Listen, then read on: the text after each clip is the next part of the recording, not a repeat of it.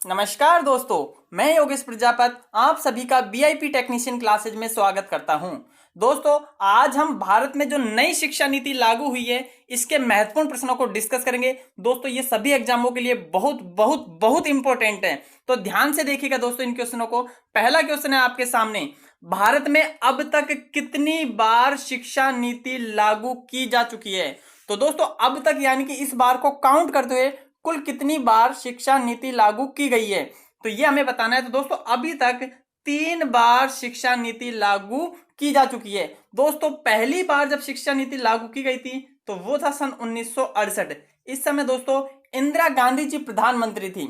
दूसरी बार जब लागू की गई दोस्तों वो थी 1986, और इस समय दोस्तों राजीव गांधी प्रधानमंत्री थे। और तीसरी जो अब लागू की गई है दोस्तों 2020 में, इस समय नरेंद्र मोदी जी प्रधानमंत्री है। देखिए दोस्तों, 1986 में जो शिक्षा नीति लागू हुई थी इसमें 1992 में कुछ बदलाव किए गए थे। तो ये भी आप याद रखिएगा कि 1992 में भी एक बदलाव किया गया था, लेकिन वो 1986 वाली में ही किया गया था।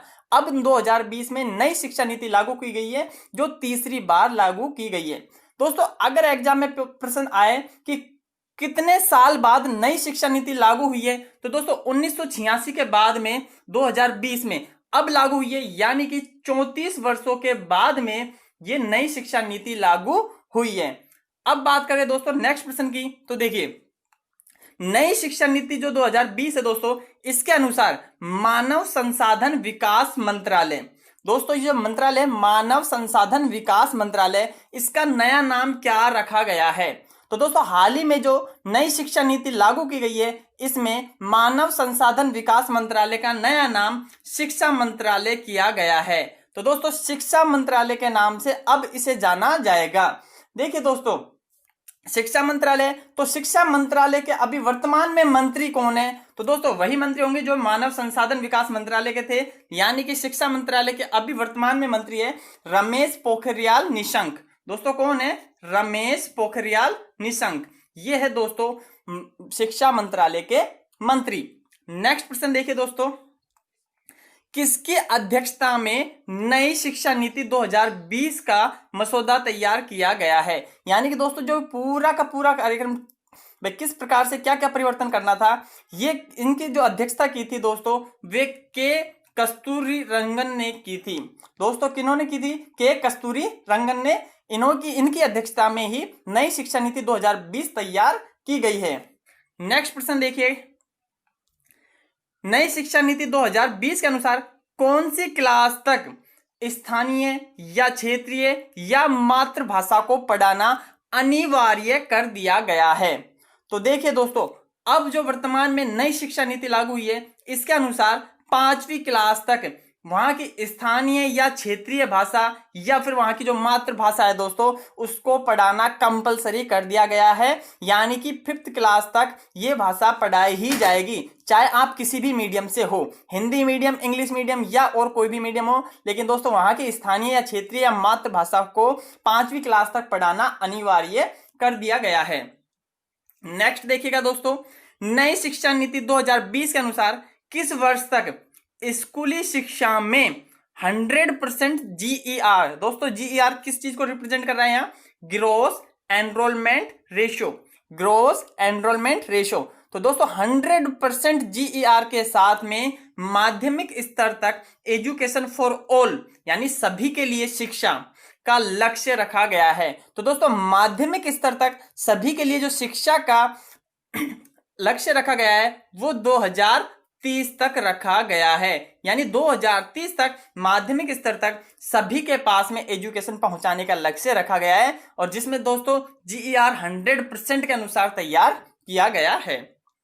नेक्स्ट प्रश्न देखिए दोस्तों, जो नई शिक्षा नीति 2020 है दोस्तों इसके अनुसार कौन से वर्ष तक, अब देखिए अभी हाल ही में दोस्तों हमने स्कूली शिक्षा की बात करी थी, अब हम बात कर रहे हैं उच्च शिक्षा की यानी कॉलेज लाइफ की। तो उच्च शिक्षा में 50% GER के साथ में शिक्षा पहुंचाने का लक्ष्य रखा गया है। तो दोस्तों उच्च शिक्षा के लिए 2035 तक का लक्ष्य रखा गया है, और जबकि स्कूली शिक्षा के लिए दोस्तों 2030 तक का लक्ष्य रखा गया है। नेक्स्ट प्रश्न देखिए दोस्तों, नई शिक्षा नीति 2020 के अनुसार किस वर्ष तक 3 से 18 आयु के बच्चों का गुणवत्तापूर्ण शिक्षा प्रदान करना अनिवार्य है? तो देखिए दोस्तों, शिक्षा प्रदान करना लक्ष्य रखा गया है। तो दोस्तों 2030 वर्ष तक ये लक्ष्य रखा गया है कि 3 से 18 वर्ष के जो बच्चे हैं इन्हें गुणवत्तापूर्वक शिक्षा प्रदान की जाए। अब देखिए दोस्तों, ये प्रश्न हमने पहले ही बता दिया था, उसी को अलग तरीके से पूछा गया है। नेक्स्ट प्रश्न देखिए दोस्तों, नई शिक्षा नीति 2020 के अनुसार स्कूली पाठ्यक्रम, इसके अंदर दोस्तों जो अभी तक पैटर्न चला आ रहा था 10+2 10+2, इस पैटर्न की जगह अब जो नया पैटर्न आया है वो कौन सा है? तो देखिए दोस्तों, जो नया पैटर्न आया है वो है 5+3+3+4। जी हाँ दोस्तों, 5+3+3+4। अब देखिए ये क्या मतलब है इसका, 5+3+3+4 का मतलब, तो स्टार्टिंग का जो 5 है दोस्तों, ये स्टार्टिंग के 5 साल को बताएगा, जिनमें 5 साल कौन कौन से दोस्तों, 3 साल तो प्री प्राइमरी होंगे, यानी जो हमारी होती थी दोस्तों पीजी, एलकेजी, यूकेजी वगैरह, तो ये तो हो गए दोस्तों 3 साल तो हो गए प्री प्राइमरी, और उसके बाद फर्स्ट क्लास और सेकंड क्लास। तो इस प्रकार से दोस्तों ये टोटल 5 साल हो गए, 3 प्री प्राइमरी के और फर्स्ट और सेकंड। इसके बाद में दोस्तों सेकंड के बाद जो अब 3 है, इसका मतलब क्या है, 3 से लेके 5वीं तक, तो यानी 3, 4 एंड 5th। तो दोस्तों ये जो 3 क्लास है ये अगले 3 में आएगी। नेक्स्ट 3 का मतलब क्या है दोस्तों, 6, 7 और 8। इसका पैटर्न इनका अलग रहेगा, 6, 7, 8 का। और दोस्तों इसके बाद में जो 4 है ये लास्ट के 4 क्लासों को बताएगा, यानी 9th, 10th, 11th, 12th। अभी तक क्या रहता था दोस्तों कि 10th के बाद में बच्चा अपने करियर के लिए सब्जेक्ट चूज किया करता था, लेकिन अब क्या रहेगा दोस्तों, इसका पैटर्न यहीं से चेंज कर दिया जाएगा, 6 क्लास से ही इसमें पैटर्नों में बदलाव किया जाएगा। ठीक है दोस्तों, 6 क्लास से पैटर्न में कुछ बदलाव किया जाएगा। और जो 4th है दोस्तों ये, यानी कि 9th क्लास से, जो 9th क्लास है दोस्तों, यहां से सब्जेक्ट चूज करने होंगे। नेक्स्ट प्रश्न है दोस्तों, जीडीपी का कितना प्रतिशत शिक्षा में लगाने का लक्ष्य रखा गया है? दोस्तों जो अब नया शिक्षा नियम निकाला है, ठीक है, तो इसके अनुसार क्या किया गया है कि जीडीपी का 6%, दोस्तों जीडीपी का 6% शिक्षा में लगाने का लक्ष्य रखा गया है।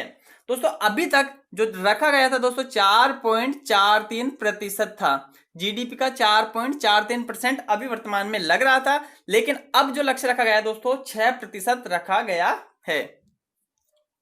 नेक्स्ट देखिए दोस्तों, नई शिक्षा नीति 2020 के अनुसार किस क्लास से वोकेशनल कोर्स शुरू किए जाएंगे? देखिए दोस्तों, वोकेशनल कोर्स ये वो कोर्स होंगे जो बच्चा अपने जिस भी व्यवसाय को करना चाहेगा उसके हिसाब से उसकी ट्रेनिंग टाइप में कोर्स करेगा। तो दोस्तों वो 6 क्लास से ही शुरू कर दिए जाएंगे। और अभी आपको हाल ही में बताया था दोस्तों पिछली बार में, पिछले क्वेश्चनों में, कि 6th, 7th और 8th इनका पैटर्न थोड़ा अलग रहेगा। तो दोस्तों वो ये पैटर्न इसीलिए अलग है क्योंकि यहां से वोकेशनल कोर्स सेलेक्ट हो जाएंगे। ठीक है दोस्तों, तो 6th क्लास से वोकेशनल कोर्स शुरू किए जाएंगे। और ये वोकेशनल कोर्स दोस्तों जिस भी बच्चे को अपने जिस भी कोर्स में जाना है, जिस भी फील्ड में जाना है, उसके ऊपर होंगे। देखिए दोस्तों, नई शिक्षा नीति 2020 में किस कोर्स को समाप्त कर दिया गया है? तो देखिए दोस्तों, हाल ही में जो एमफिल कोर्स है दोस्तों, इसे पूरी तरीके से समाप्त कर दिया गया है। अब एमफिल करना खत्म कर दिया है, एमफिल करने की कोई जरूरत नहीं है। इस कोर्स को पूर्णतया समाप्त कर दिया गया है। अब नेक्स्ट प्रश्न पर चलते हैं दोस्तों। नई शिक्षा नीति 2020 के अनुसार स्नातक कोर्स को कितने वर्षों का कर दिया गया है? तो देखिए दोस्तों, अब जो स्नातक कोर्स होंगे वो 3 या 4 वर्षों का होगा। अब देखिए ये 3 या 4 का मतलब क्या है भाई, इससे पहले भी 3 या 4 का रहता था, लेकिन अब इसका मतलब क्या है दोस्तों, अगर कोई बंदा ये कहता है कि ठीक है मुझे ग्रेजुएशन के बाद में जॉब करनी है, आगे पढ़ाई नहीं करनी, तो उनके लिए ग्रेजुएशन दोस्तों 3 साल की रहेगी। 3 साल के ग्रेजुएशन के बाद वो अपनी जॉब पकड़ सकते हैं। लेकिन कोई उच्च शिक्षा पढ़ना चाहता है दोस्तों, यानी कि ग्रेजुएशन के बाद पोस्ट ग्रेजुएशन करना चाहता है, तो उनके लिए ग्रेजुएशन दोस्तों 4 साल की रहेगी। ठीक है दोस्तों, तो ये 3 साल ग्रेजुएशन के बाद अगर जॉब करना चाहता है तो 3 साल की ग्रेजुएशन रहेगी। लेकिन अगर ग्रेजुएशन के बाद में आगे भी पढ़ाई करना चाहते हैं दोस्तों उच्च शिक्षा के लिए, तो उनकी ग्रेजुएशन 4 साल की होगी, उनकी स्नातक 4 साल की रहेगी। देखिए दोस्तों, ये जो बात आ रही है उच्च शिक्षा की बात कर रहे हैं हम, उच्च शिक्षा के लिए पढ़ना चाहेगा तो 4 वर्षों की ग्रेजुएशन होगी। देखिए उच्च शिक्षा के लिए जो उच्च शिक्षा सचिव अभी अभी वर्तमान की बात कर रहे हैं दोस्तों, उच्च शिक्षा सचिव वो है दोस्तों अमित खरे। अमित खरे दोस्तों ये है उच्च शिक्षा सचिव। और दोस्तों जो स्कूली शिक्षा सचिव है, स्कूल के जो शिक्षा सचिव है वो है दोस्तों अनीता करवाल। अनीता करवाल, ठीक है दोस्तों। तो उच्च शिक्षा सचिव अमित खरे, स्कूली शिक्षा सचिव अनीता करवाल, इन्हें आप याद रखिएगा। देखिए दोस्तों ये 3 वर्षों का और 4 वर्षों का तो है ही, इसके साथ में जो नया तरीका इसमें लगाया गया है वो क्या है, वो जो स्टूडेंट के लिए बहुत ही फायदेमंद है उसे आप ध्यान से सुनिएगा। अगर 1 साल का कोर्स करने के बाद, देखिए दोस्तों स्नातक हुई, स्टार्ट की, 3 साल की स्नातक है सपोज, ठीक है। अब 3 साल के लिए कई बंदे क्या होते हैं बीच में पढ़ाई छोड़ देते हैं। अगर किसी बच्चे ने 1 साल के बाद में स्नातक कोर्स 1 साल का किया, उसके बाद में अपनी पढ़ाई छोड़ दी, तो उसे दोस्तों सर्टिफिकेट दिया जाएगा। जो नई शिक्षा नीति इसके तहत उसे सर्टिफिकेट मिलेगा। लेकिन दोस्तों अगर मान लो उस बंदे ने पहली साल भी पढ़ा, दूसरी साल भी पढ़ा, 3 साल की पढ़ाई पूरी ना करके उसने 2 साल में ही पढ़ाई को छोड़ दिया, तो उसे डिप्लोमा का सर्टिफिकेट दिया जाएगा, यानी उसे डिप्लोमा माना जाएगा। और दोस्तों अगर वो पूरी 3 साल की पढ़ाई करता है या 4 साल की करेगा तो उसे डिग्री प्रदान की जाएगी। तो इस प्रकार से दोस्तों कई बच्चे जो इस बीच में शिक्षा छोड़ देते थे उनके लिए इसमें बहुत ही बड़ा फायदा है कि 1 साल बाद में सर्टिफिकेट मिलेगा, 2 साल बाद में डिप्लोमा और 3 साल बाद में या 4 साल बाद में डिग्री का कोर्स मिल जाएगा। अब लास्ट क्वेश्चन देखिए दोस्तों। अच्छा एक बात और बताना चाहूंगा दोस्तों इससे पहले आपको, जो AICTE अप्रूव थे या NCTE या UGC अप्रूव जो कॉलेज हुआ करती थी दोस्तों, अब इन सबको समाप्त करके एक रेगुलेटरी बॉडी तैयार की जाएगी जिसके तहत इन सभी को केवल एक ही जो डिपार्टमेंट होगा वो इनका देखरेख करेगा। ठीक है दोस्तों, तो आपको वीडियो कैसा लगा हमें कमेंट करके जरूर बताइएगा। ठीक है दोस्तों, थैंक यू।